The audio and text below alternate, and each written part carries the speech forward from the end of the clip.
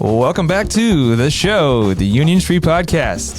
In the studio with Josh Benson. Hey, y'all. Hey, Josh. Thanks for coming, man. Oh, it's my pleasure, brother. It's been a while. It has been a bit.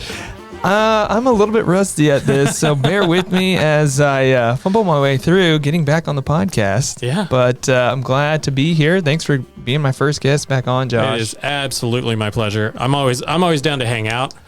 And, of course, if it's on camera, just fine. Yeah, hey, we're going to talk about some exciting things you've been working on. Yeah. Your new mural that has made quite the buzz across social media. There's been publications. Yeah. Man, I just want to say that is such a cool mural that you did at Seasoning Bistro. Thank you. That one, I think the design for that one had been in place for over 2 years. Just waiting to go up. Yeah. The idea came about, as soon as they said they were moving to town, sat down, had a discussion with Troy Ray being the owner of Seasoning Bistro.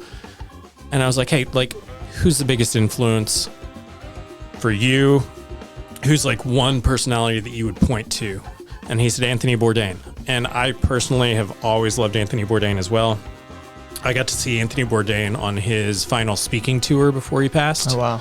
And so I got to actually see him live on a speaking tour, talking about his life, talking about talking about travel, talking about the TV show and the production and his experiences at the Fox in St. Louis. And so I also had a really personal connection there. And so whenever he brought up Anthony Bourdain, I knew exactly what I was going to do. I wasn't sure color scheme yet. I wasn't sure, tone of the piece. And I slowly worked through that. And I still hadn't quite nailed down colors yet. I found that the image that created the tone that I wanted, but I hadn't really found the colors that worked with that tone. And one morning I had poured a cup of coffee. I'm not a morning person. I don't wake up that early all that often. But for some reason, there, man. I woke up and it wasn't light out yet. And I grabbed a cup of coffee. I think my wife and daughter were down at her sister's, and so it was just me at the house. And I walked out and I sat down. My feet were in the pool, and sunrise came up, and it was these just beautiful lavender tones in the sky. And I immediately knew that was it, because there was just a sense of peace and calm and beauty that came along with that visual. And then that set the color palette and set the tone for that mural. That's cool, man. I love the colors that you chose, and I want to dive into more of those details about the mural process. I want to show some pictures. We can bring them up because the colors are one of my favorite parts, man. They're so clean, so just vivid, too. And the contrast, it just pops off the wall. And it was really cool to see you working on it in the process from priming to all that. But before we dive too deep into that mural, I want to just, in case somebody doesn't know who you are, Josh, I'm going to give a brief introduction. Yeah. Josh is the executive director for the Marion Cultural and Civic Center, which is the finest establishment for live theater, live music performance in the area in Southern Illinois. So really great job up there. Also a street artist, now mural artist. So that's what we're going to really focus on today more so. But also, Josh, you painted the mural on this building too, which when we're recording. Yeah. So that's pretty cool. Yeah. And we should talk through the design and the process on that one. Cause we had a lot of learning moments on that one. Oh yeah. That was a fun one, man. Yeah. And, I know you've got a new website as well that I want to plug. You're also a podcast host, successful podcast, No Business Like. Yeah, there's No Business Like. It is a kind of behind the scenes business focused podcast towards the live performing arts field. I love it. And how many episodes are you guys on?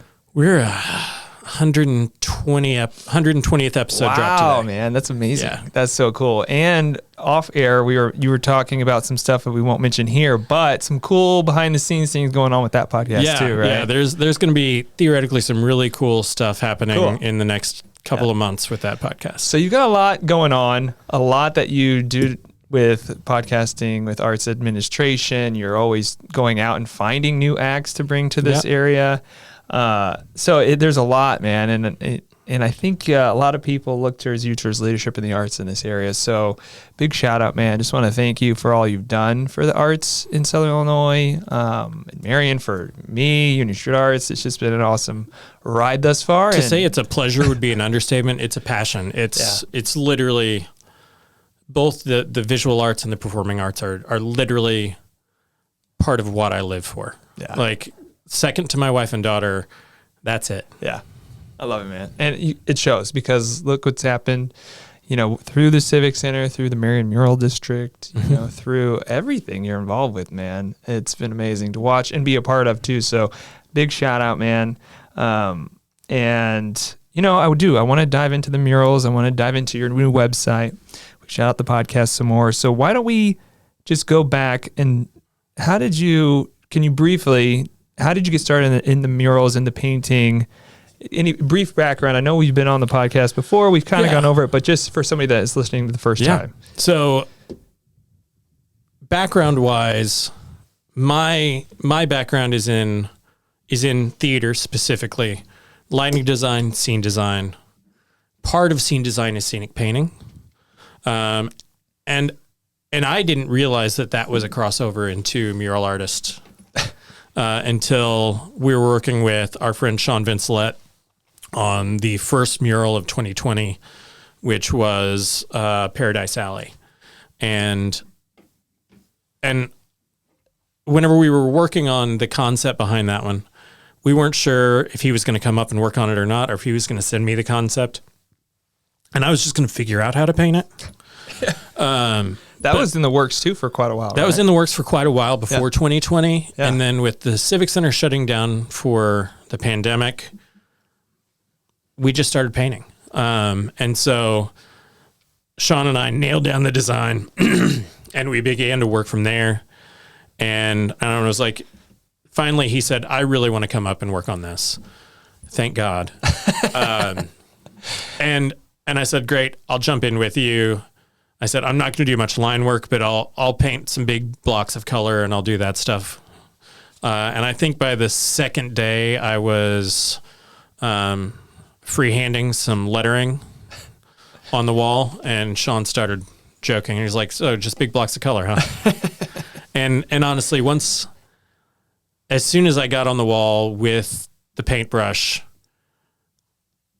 all of my scenic painting from the past really came back, and it felt natural right away. And I was just in the groove immediately. And I was like, oh, no. This is something that I do. Yeah. No, it's been so cool since that mural that in Paradise Alley to see the progression as well. And even progressing to this newest one. I think it's some of your finest work, man. I really do, with the one at Seasoning Bistro. Well, if we're not growing and if we're not developing and refining our skills as artists, what are we doing? Yeah. And so they need to get better as we go. That we need to develop our sense of color, our sense of design, our sense of our own art and style as we work further. And it's not saying that has to be static and that has to stay the same. That can grow and that can evolve. And that can, especially with something like visual art, like painting, that is something that is so very personal, that it can develop and grow and evolve as you yourself grow and evolve. Ah, man, that's cool. Progression and progress and, development, it's just been really cool to see that, man. Yeah. And your artistry and you really stepping into that role. Mm-hmm. I know, you're really open online about and I was very hesitant to step into that. Right. Yeah. It wasn't, you and I had done, we had painted Paradise Alley, because you also painted on Paradise Alley. I eventually helped out, yeah. And then you and I tackled and painted the entirety of the Louis Armstrong Satchmo and the Duke mural. By SC Music and Sound, yes. And then we did your building here. And then it was 2 more murals after that before I ever said the word artist in reference to myself. Wow. Like we legitimately had, there were 6 murals under my belt before I would even conceive of saying the word. And it was somebody else saying the word to me that enough times, I guess, that eventually it kind of, I'm like, okay, I guess I can take that on now. Yeah. Why do you think that was? Why was there a hesitation, or? I think without having a lot of practice within the actual mural painting field, with it being scenic painting and scenic design prior to that, it was hard for me to say, because I'd never, being a scenic designer is being an artist. Being a graphic designer is being an artist. But you call yourself a designer. You don't call yourself an artist. And so I had been a designer for 20 years. But I had never made that psychological connection that I am an artist. And so just, and I know it's a verbal thing, but it's also very, very much a mental thing. And I think because I had always been called a designer, there was an imposter syndrome that came with that I didn't feel confident in myself as an artist to call myself an artist. It's so much easier for me to say, oh no, I'm a graphic designer and I'm a scenic designer that happens to be painting this thing. Those things I'm secure in. I've been doing those for decades. But with the mural artist, it really took me a long time to settle into that mentally. And there's still mental shifts that are happening with it and I'm attempting to be as open and transparent about those things as I can be throughout my process. Because something as simple as, someone actually purchasing work from me that isn't a mural completely shifts my mindset. And this can kind of lead us into the new website, but Matt Colbeth and Jennifer Colbeth purchased a 12 by 36 inch print of the Anthony Bourdain mural. And Matt Colbeth posted, as soon as he hung it up, I assume in their bar area at their home. And from the look of those shelves, that's my assumption. And something hit me whenever I actually saw my artwork hanging in someone's home, that it's something that's now become a part of someone else's life. And prior to mural work, scenic design and graphic design, those art forms have a deadline when they end. I build a scenic design, put it up on stage, paint everything, get it built, get it created. Show's over, strike happens, it goes away. Graphic design for shows, for advertisements, it's up until that show happens, and then once that show happens, it's gone, and it's gone away. So all of my art as a designer was all temporary, with a deadline for destruction. Yeah. Wow. Where for a time when it becomes obsolete. Mm-hmm. And so it's a big mental shift to see it hanging in somebody's somebody's house as a part of someone's life, and that it means enough to someone to pay their hard-earned money to do that. Mm-hmm. Yeah. So that was a pretty significant shift just in the last couple of weeks. Wow, that's amazing. And we've got the image here you referenced here with the Anthony Bourdain, and this is at Matt's above his bar, it looks like, and just a super cool print, first of all, and an image, but that connection, you hit a few things that I think are really important themes when it comes to the permanence of the art, not having it just be going away, but to have literally permanence inside spaces and homes like the murals are now permanent in permanent spaces in public. Yeah. Now this in his home, but you also mentioned identity as well, and the artist identity. For maybe some, for you, it sounds like was something that you didn't necessarily identify yourself as. Not at all. But it is at first, in the past. But now you do through the process of creating art and working on it and just kind of being validated, it sounds like, by feedback as well. Until somebody told you that, you maybe didn't believe it about yourself. And I think that's a really cool thing about this arts community too, is that there are a lot of people that bring you along and encourage you because they want to help and be a part of that as well. Yeah.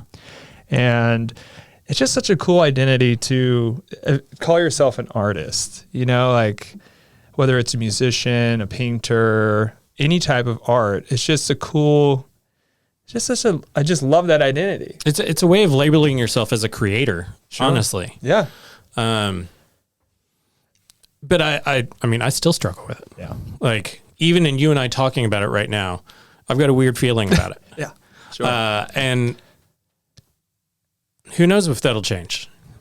I mean, who knows if and I think it's a lot of my own personal mental wraparound of confidence within myself as an artist. And so who knows? Yeah. Well, I think you are, and you definitely should identify yourself that way. As many hats as you wear, I think that absolutely is one of them. So, it's probably will always be that way, of some sort of struggle. But that's part of the whole process. It's not. And that's where you find the growth is in that struggle sometimes. And one thing that I think part of that struggle might be that art isn't my primary thing. I'm an arts administrator, and I run a building that seats 1,100 people, and we book shows, and we curate artistic experiences for the community that way. Yeah. But that's my primary function, my primary employment, my primary position, and then the artist is something else.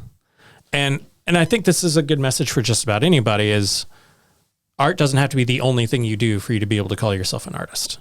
That's so true, man. That's a good point. You can play guitar on the side and write your own songs, and you can be an artist, and you can work somewhere else.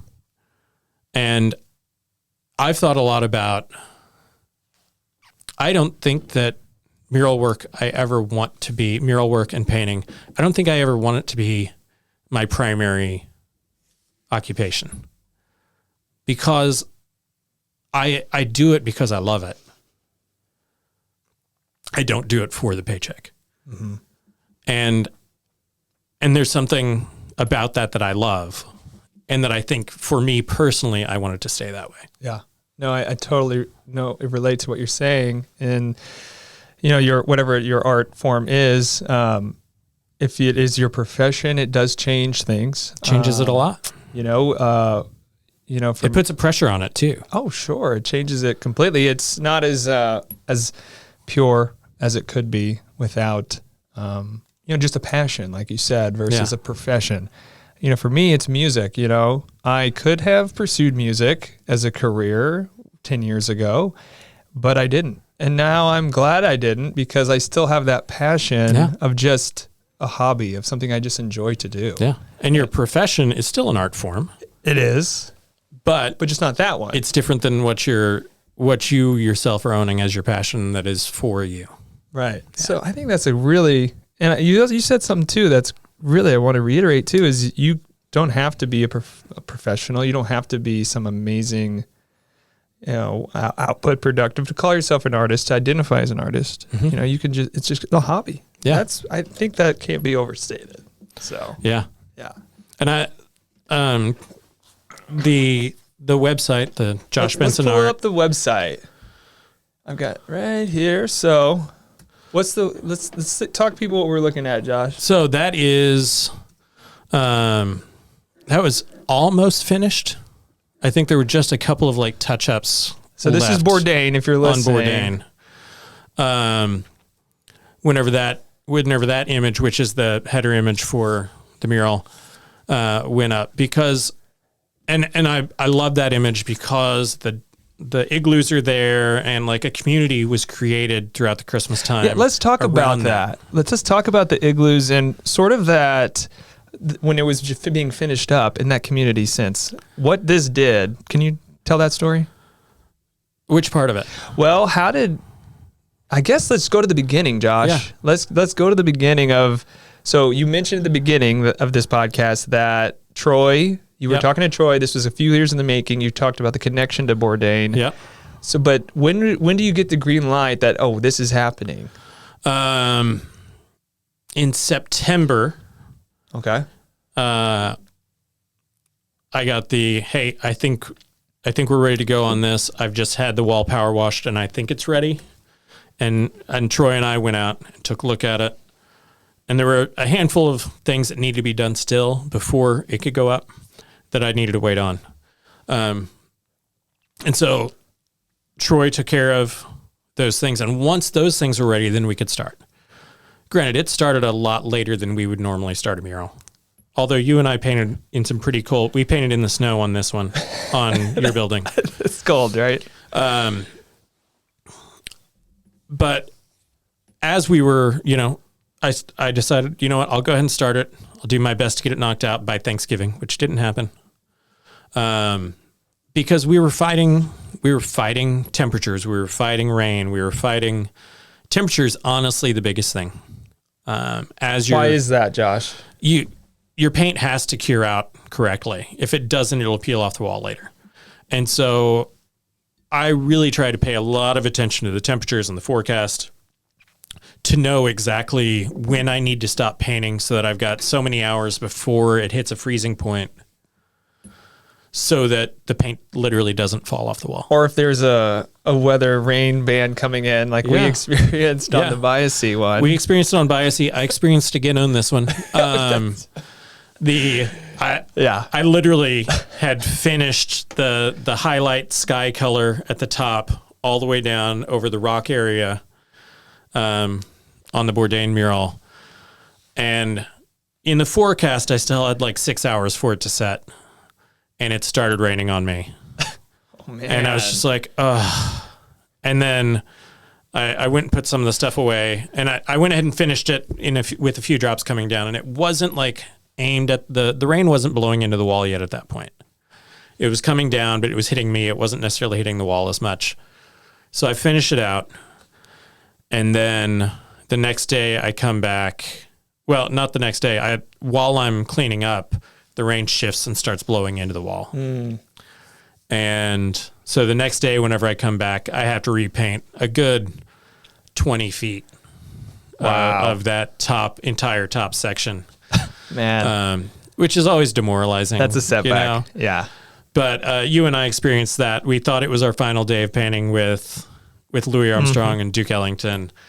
And we were like doing a second coat on a bunch of colors, and a downpour started hours ahead of when it was supposed to. Oh man, it was pouring. We were in the middle of signing our names. We were. And our names were washing off the wall in front of us as we were signing them. Yeah. And it was an absolute downpour that we still had to clean up paints and materials. We're dragging everything into the back, just getting completely soaked. And we are just pouring water off of us, and we are watching the paint wash off the wall. We're watching the color come down and run down into the drains. And once again, demoralizing. Yep. Especially when the worst part on both of those, I'm done with this section, or with that one, we are finished with this mural. Right. Yes. So 2 days later, you and I came back and actually had a full day and finished that mural. But I mean, that is one of the things with outdoor mural painting. Another aspect of outdoor mural painting is the process for painting isn't pretty. Elements coming together don't look the best until all of the elements are present. Sure. Whenever it's finished, right? Yeah, whenever I just had the greens and the blues on Anthony Bourdain's face, but I didn't have the lavender tones in yet, and I didn't have any of the lavender tones in the sky, it looked pretty weird. You know, I mean, with the colors, the green is incomplete. It's incomplete. It doesn't have the other accents. It doesn't have the complements. It doesn't have the things that create the full image. But it's on display still for everybody driving. in public, Down Main Street. in all of its ugliness throughout that process. And I call it ugliness. And like I said, I tried to be as transparent as I could about the entire process as I was doing this mural. And I was doing a post after every day of work. I'd post a final picture from that day and I'd talk about it. That's cool. I love following you online too with the journey of the murals. It's just you're so good at that, reflecting and describing what has happened and the part of the process that you're going through. You break it down so well, man. So it's really fun to watch. And I really try and be honest about how I personally feel about it and emotionally the connection to those parts of it and how it feels in that moment, how vulnerable and raw it feels to have a part of the mural up that doesn't look good without the connecting points. And even once I did put the lavender tones into Anthony's face, without the sky there wasn't anything to ground it into the rest of the tone. And so he looked pretty weird in greens and lavenders without the sunset light source that establishes why those colors are what they are. They're a reflection of the color in the sky.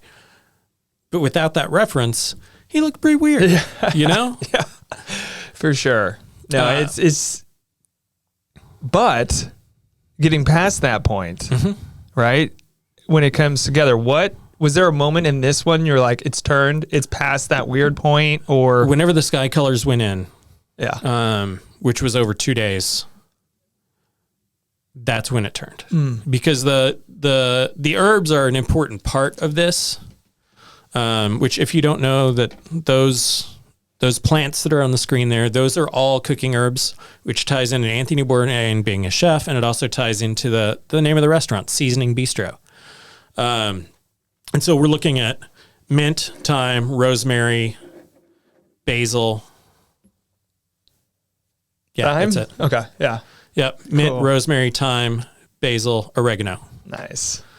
Yeah, so I love how that ties in with, like you said, with Bourdain, with the Seasoning Bistro itself. Yeah. So talk about that. Talk about and there's one tattoo on Bourdain's arm that isn't a Bourdain tattoo, that is part of the Seasoning Bistro logo. Yeah. That's a nice touch. But multiple of the chefs, kitchen staff, and front of house staff have that tattoo on their arm. Really? As a tattoo, that exact tattoo. Wow. And so for me, that was an important tie-in, literally for the pride of the staff at the restaurant, to have that same tattoo connected to one of their idols. Why do you think Anthony Bourdain has touched so many people in so many ways, it seems like? I think that in the food and travel realm, he was more real than anyone else about why the travel was important. And that it's about these people that are there. Yes, the food's important, but the story of the people is told through the food. And he had this amazing sense of capturing real, raw emotion through words. His narratives in his TV shows are what made the TV shows. The visuals were beautiful. Cinematography was beautiful. But his narratives that he would write and do the voiceovers over the top are what made those shows. That's what made you, at the end of the show, have a warm place in your heart. That was the connection that mattered. And his books were the same way. Whenever I'm painting a mural, I dive all in on the subject. And so with the Bourdain mural, as I was painting, I literally had his voice in my ears with his audiobooks. Wow. When I was at home those evenings, I had his TV shows on. Like I was fully immersed within Anthony Bourdain's words and art form. That's amazing. I love that, Josh. Really, and I also reached out to some friends of mine that lived in New York during the time that he was cooking at La Halle, and talked to them about it. You know, asked them, hey, had they ever eaten there? My friend Michael Mashallah, he was like, I ate there many times. I met Anthony a couple of times. His food was amazing. His restaurant was amazing. It was everything that you would think it was. Yeah.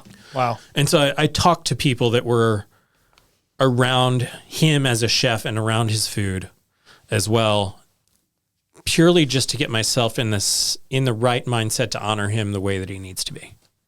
I love that, man. You're diving deep there. And I mean, mentally for me, it works. And there are some tonal changes that I changed from the original design to the actual application on the wall because of the way I was feeling with it in the moment. And I think that's a big part of it, is by fully immersing myself in everything Anthony Bourdain at that time, I'm trying to connect as much as I can so that I have that correct sense about me in the work to be able to make changes on the fly whenever I feel like it applies better. Wow. And you did him well with this representation, Josh. Thank you. It really just pops. It has the emotions there. And then, wow, what a symbol for our downtown, too, to know that if you're a traveler, if you're a foodie, if you have that connection like so many people do, that, well, hey, there's a place you can come here, which is going to be Seasoning Bistro. Yeah. And online, a lot of people... with something like this, a lot of people are like, well, what's his connection to Marion? It's not his connection to Marion. It's connection to us as human beings is what matters, and which is why he's there on that wall. Yeah, totally. I love that, man. What a great perspective. And now, there is, some amazing artwork that will be in the patio, right? Is this going to be the eventual patio, right? That is the patio. And that's the location. That's why it's there, right? That's why it's there, because it ties into that restaurant, and it ties into the tone and the experience that they want people to have at their restaurant. And the chef and the owners, right? And the chef and the owners. I mean, they are, Troy specifically is deeply inspired by Anthony Bourdain. And so that book, his first book, Kitchen Confidential, is one that Troy absolutely adores. Yeah. No, that's so cool. And how inspiring for him to get to see that and say, okay, there's a big icon right there. I better get inspired every day when I look at that. While they were working on the restaurant, on the location, Troy made a post at one point about he was having a cigarette break with Anthony, and he was sitting there with him. And that meant a lot, that meant a lot for him. And of course, for me, people interacting with the art is a part of the art itself. And so it means a lot for me as well. That's cool, man. I love that, man. And it looks so well, like so good, so crisp. The colors are just perfect. And you did it, man. You knocked it out of the park with this one. Thank you. You really did. Thank you. It's a damn big wall. I had help on a couple of the things. Marley Butler helped me with the t-shirt and the knife and whisk tattoo. And then, Lindsay Nelson, worked with me hand in hand. She and I are the ones that knocked out those herbs and the alt shadow color accent for each one of those herbs. Mm-hmm. And that's a lot of pretty specific line work on a pretty rough brick wall. Yeah. No. You said things changed from the design to the wall. I mean, right? The wall itself. One of those things as I was looking at the actual herbs themselves, there were two more tiers of, all the way on the left, is the oregano, and there were two more tiers of leaves on that oregano. And as I was looking at it on the wall, I felt like it added too much weight at that end of it. Mm. And so I cut two tiers of leaves off of it. Mm-hmm. Just because you're adapting to the way it feels, and you're adapting to the way it actually appears once it's on the wall in front of you. Mm-hmm. No, that's cool, man. And I think it was a bold choice, man, the colors, but it works so well. Yeah. You mentioned like the process and people seeing it and maybe like it looking weird at first. Yeah. I think that's happened with several of the murals, right? Yeah. Even with the Citadel. The Citadel specifically, because we put a giant green shape on the wall right off the bat, because that's the undertone that we wanted. Right. But people were like, what is this color? Yeah. Right. And it was, they were, one of my favorite comments was, why are we painting a giant green monster on a building downtown? And I mean, with every mural, there has been comments on the process, and it's fine because we know it's not done. Right. It's still a little hard to take some of the time. Yeah. People online, man. Yeah. There are a bunch of trolls out there. But can't go and get you down, man. You can't pay attention to a few comments when. Here was a point of realization for me. I looked at, there was one post about Bourdain, and I'm just like, I'm reading the comments and I'm just like, ah. And then I look up at the top of it and I look at the likes on the image. And so I click on it to break it out to what, to the thumbs up, the heart, and there were 698 total on the post. And 695 of them were a thumbs up, a heart, or a hug. Wow. And then the other 3 were negative. And I'm like, okay, I need to get my head out of this. 99% right there. Yeah, positive.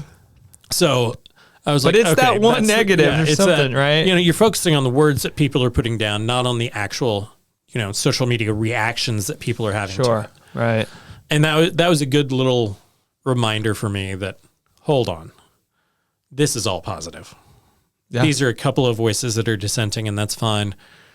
If there isn't conversation happening around your artwork, you need to push yourself further anyway. There you go. Yeah. That's awesome, man. You're getting a reaction. Yeah. And overwhelmingly positive, I must say. Yeah. But hey, at the end of the day, the haters are commenting and engaging, and yeah. And they always will. You don't have to. And it's good that they have a voice. Sure. Yeah. You just have to, take it to heart or listen to them, because they're not out there on a lift or a ladder painting and making a positive change and impact. So, yeah. Just keep doing your thing, man. It's amazing to watch. Thanks. Yeah. So let's look at this website some more, Josh. So what's the website? What is it featuring? What are we looking at? The website is joshbensonart.com. And literally every mural that I've worked on downtown in Marion, and then a couple of other projects as well. That's cool. Can we want to look at one of these real quick? Yeah, we can click onto them. Which one do you want to pull up? Click onto, let's go with Life as Art. Let's do it. Boom. This was a project designed by Luke and I, and, simple text right there, just talking about who designed it, who painted it. That's awesome. Our friend Morgan Griffith hopped on the wall with you and I. That was fun. This was a collaborative design by me, you, and Sean Vincelette. It started really ugly, the design itself, of just a concept. Like the phrase is what came into my mind first. And I put this thing together with this weird floral background and then this weird font, and it was hideous. It was really bad design choices, really bad artistic choices. But that was our starting point. Yeah, that's a starting point. And that's an important point. Yeah. And refined from there. And then we refined tremendously from there. I really, I should put that initial design up on here. Oh my gosh. Well, people could see the transformation, the process.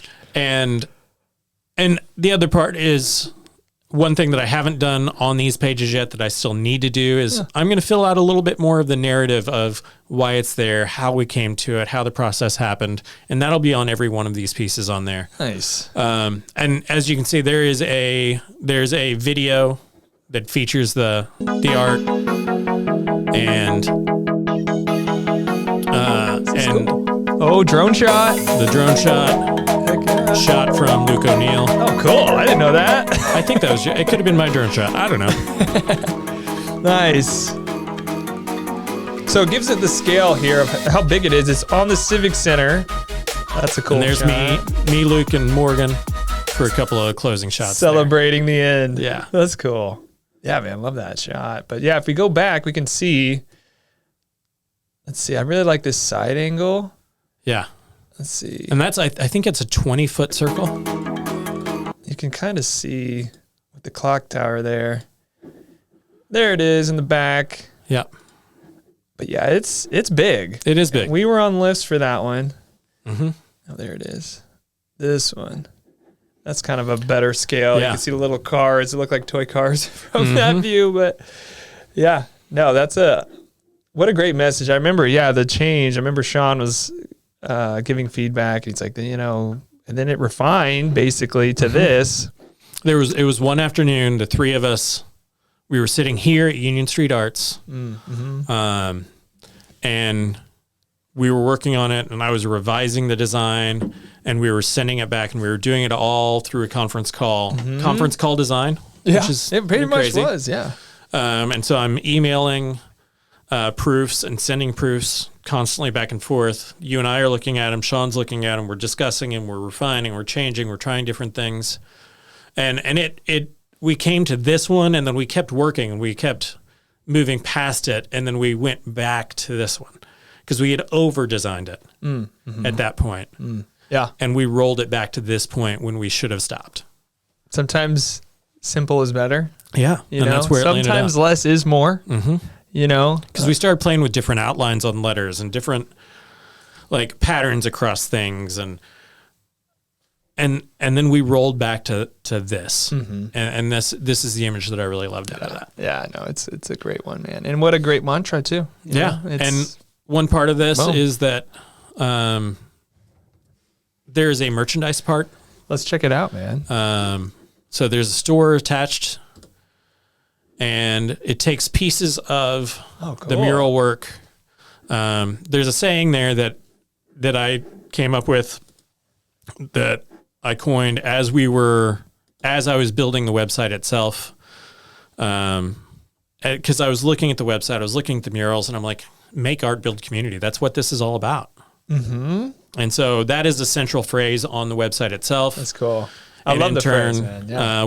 I just threw something incredibly simple right onto and that's actually the exact same lettering from the Life is Art mural. Oh, cool. Nice. I like that continuity. And that background tone for the Life is Art mural is available as one of the t-shirt colors. There we go. As well. Check this out. There it is right there. Nice. Love it. Very cool. So these all have either were murals, right? These are all murals. These are all murals or aspects of the murals. Cool. Heck yeah, man. And so you can buy prints for right now, just for a couple of them. More of the murals will have prints on there. The Satchmo and the Duke will have a print on there soon. Nice. And there's a print that I created that I haven't put up there yet, that it kind of takes both ends of the two murals on Union Street that we did. Yeah. And kind of puts them together into a single image with the flower and then the rainbow and the purple clouds, and all of that's together in a kind of single print for a wall. Nice, man. And so that'll be going up on the site soon as well. I did notice the umbrella, which I love, man. This umbrella is super cool. Well, and I had somebody buy that t-shirt, and they messaged me, and they'd be like, and said, I only wish this was on a journal. Really? This would be perfect on a journal. And I said, you know what? I think I can make that happen. Oh my gosh. I put that up for my friend Erica Finley. Nice. Down in Kentucky. Oh, heck yeah. Love it, as man. a special request. The umbrella has kind of become iconic on its own, really. It has been. Which is so cool to see. Like, people just take that and run with it. Yeah, and so I tried to take aspects that have been really popular within the mural process and kind of put those in onto different products so that people could wear what they love from the community. Yeah, totally. This one's cool. I love this coffee mug. Mr. Rogers, that's a classic one too, Josh. Yeah. I love that one. I mean, here's this flower, right? Yeah. The chrysanthemum. So we've got both aspects from Union Street Arts mural available on t-shirts and other products. We've got the chrysanthemum, which is all the way at one corner, and then we've got the yellow umbrella that's all the way at the other. Dude, heck yeah. Love it, man. So where, again, can you tell people the name of the website? Yeah, go to joshbensonart.com and just click on merchandise, and it'll take you right into the store here. This is cool, man. Currently, there's 25 items. There's plenty more coming. Cool. Heck yeah. And through my own personal Facebook page, I'll be kind of posting every time I create a new product. And I will be posting each one of these products as well because I haven't done any of those individually. So that'll be going out soon as well. Cool, man. I just like the. There's a zip hoodie with Life is Art on the back of it that I really. Ooh, this one? Yep. Oh, nice. It's on the front and the back, I really?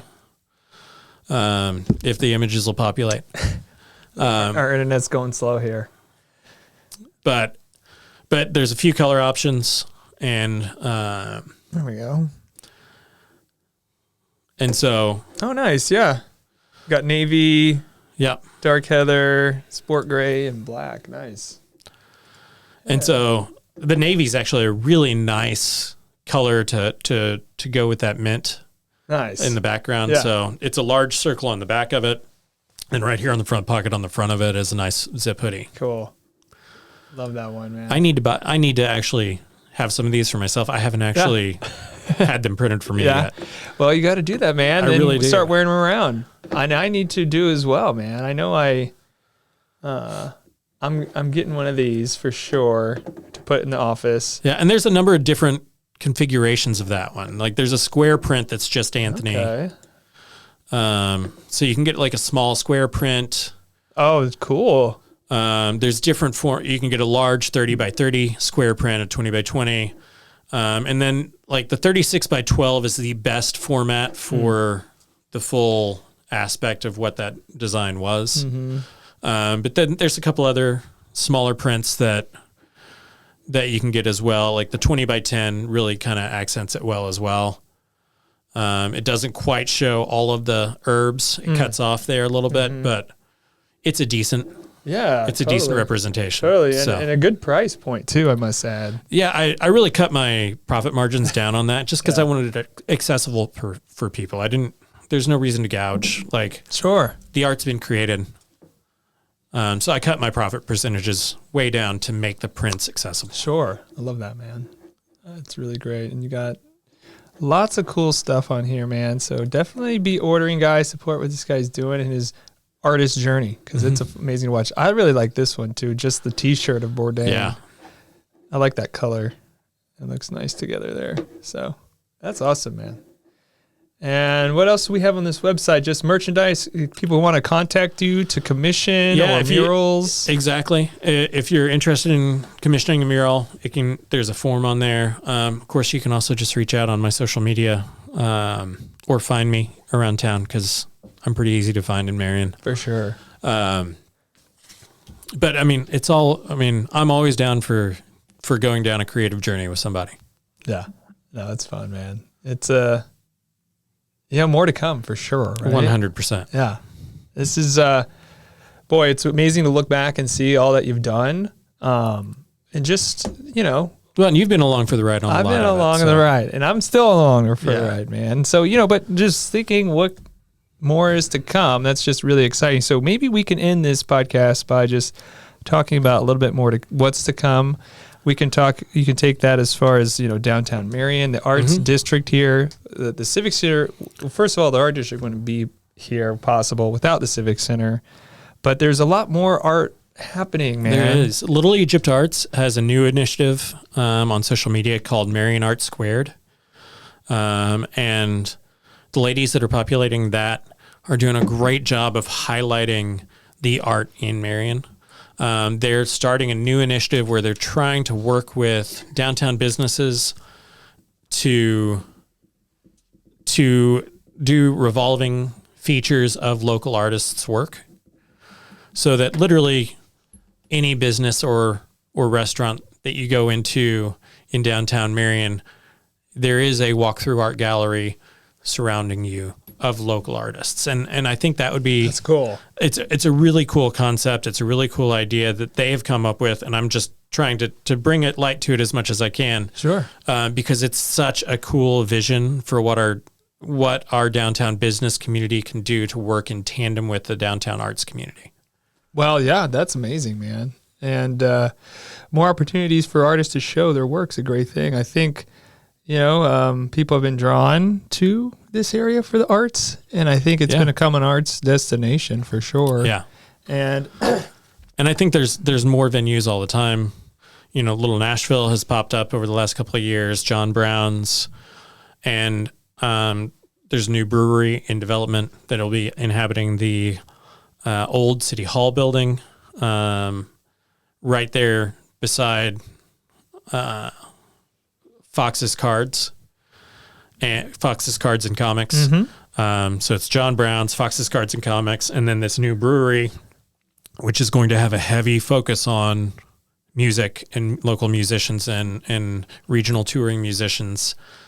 And so you've got 3 amazing venues that are going to be right there together, all in line, to where you've got options for live music in Marion on any given night whenever you're downtown.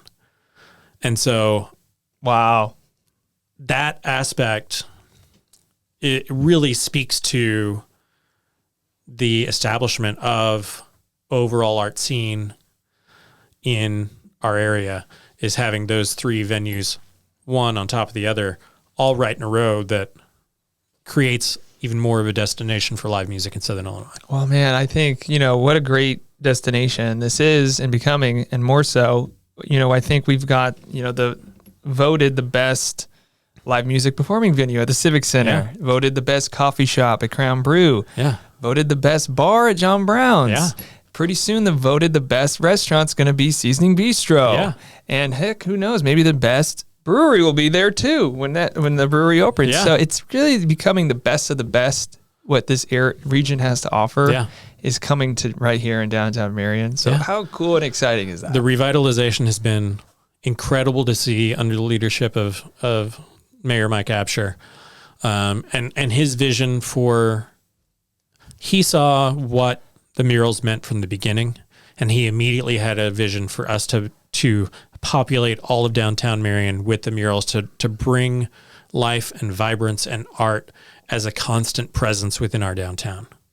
It draw people in, it draws people in, and we've seen that evidently, without the last 4 years. And you're right, so much credit goes to Mayor Absher and the administration there, in promoting the arts and just creating a business-friendly environment and putting the money where the mouth is with the revitalization. And I think we're just beginning to see how amazing this place is going to be. One thing that, you walk around the square and there's always music playing. Yeah, I love that. It's part of a vibe. It's part of a feeling for our downtown. And that feeling's important. Totally. Walking around downtown, hearing that music playing is part of your experience of walking through an arts district. Sure There's a soundtrack for you. Yeah. No, absolutely, man. It's the sights, the sounds, the smells, the flavors. And, you can, whenever the fountains are running, you can hear the fountains running. And whenever the fountains aren't running, you've got the ice skating. You can hear people laughing and playing and enjoying the ice rink. And it really has become a destination with meaning and with feeling and with vibe and presence and passion. Yeah, no, I'm loving it, man. I really am. It's so exciting. And, shout out to you, Josh, for being a huge part of that. I'm in the background kind of supporting people where I can. Well, you're doing good, man. And give yourself some more credit than that because, I'll just give you that credit. All right, so you don't have to do a thing. Real quick, let's just... Any final words or piece of advice for potentially an artist, somebody that wants to get more connected to what's happening here in Marion, or just wants to tap into more of their artistry themselves? Yeah. So Little Egypt Arts is constantly offering more classes, more experiences. People on the board, they are behind Marion Art Squared and trying to be more present within the downtown. And so they're doing a lot of really cool stuff, and I think that is a great place for artists to connect and to be a part of. And it is, there are more people from a younger generation involved in that organization all the time right now. So I think that organization's really on the cusp of growing and building, and being a great artistic presence here in the community. They've been an anchor on the square for a long time, but that presence is expanding through social media. And through some initiatives that they're starting for downtown right now. That's great. Well, shout out to them. Gonna have to bring them on the podcast and hear their side of the story and Yeah. what they've got going on. Because we're coming back, folks. We're here to stay. Yeah. And we'll be sharing more about what we've been up to as well in future episodes. So, and as an artist, just keep doing what makes you happy. If your art's not making you happy, then you're probably not doing it right. Like, enjoy what you're doing. That's the point of it. And do it for yourself in a way that makes you happy. That's cool, man. It's great advice. This has been a good episode. Yeah. I'm a little rusty. First time back in over 6 months since I've been behind the mic. So usually I'm behind the scenes. Yeah, you're usually producing, but I know. art form in itself too. It is, sure. But no, there's more to share, more stories to share. So we're excited to bring this back. I would love to invite you back, Josh. Anytime you'd want, man. If I can just call on you, we can talk art and stuff like that. That'd be fun. So sounds great. Okay, man. Well, any last plugs, Josh? Where people can find you? Anything upcoming that you want to mention, or for the listeners out there? Follow me on socials. You'll find me, Josh Benson. And also, like, our podcast has talked about some cool stuff in the overall performing arts industry. There's some really cool conversations happening there. So where can people find that podcast? People can find that at nobusinesslike.com. There's No Business Like. It's on pretty much every podcast platform. It's on YouTube. You can also find it on socials where it's publishing to Facebook Weekly as well. So nice. It's pretty much anywhere you want it to be, you can find it. Just search. Yeah. Cool. Awesome. Well, thank you guys. Thank you, Josh Benson. Ladies and gentlemen, it's been a fun one. Thanks, brother. It's been really good. And thank you for listening. Thank you for watching the Unitree podcast. Be sure to like and subscribe to our YouTube channel so you can stay up to date with these episodes as we release them. Check out our website, unitreearts.com. While you're on the web, go check out Josh's site, joshbensonart.com. And support the Marion Culture and Civic Center. There's always a great show coming up. Yeah. One of my favorites coming up right now is Mark Morris Dance on February 18th. Mark Morris is an absolute legend of the modern dance movement and the modern dance world. So come and see Mark Morris at the Marion Cultural and Civic Center. It's his first time to Southern Illinois. He hasn't been anywhere in St. Louis, Paducah, Evansville in 15, 20 years. Like, wow. It's a pretty special thing that we've got him coming to the city of Marion. So don't miss that on February 18th. It's really a treat. His work has literally brought me to tears. Wow. It has tapped into parts of my own personal journey and story visually on stage, and I found myself just literally sobbing. Wow. In the audience throughout a piece. And it really is beautiful, lyrical, emotional dance. Wow. In such an amazing way. Wow. Where do people find tickets for that, Josh? Tickets are at marioncccc.com. Awesome. Well, appreciate that. Appreciate you guys listening. We'll see you in the next one.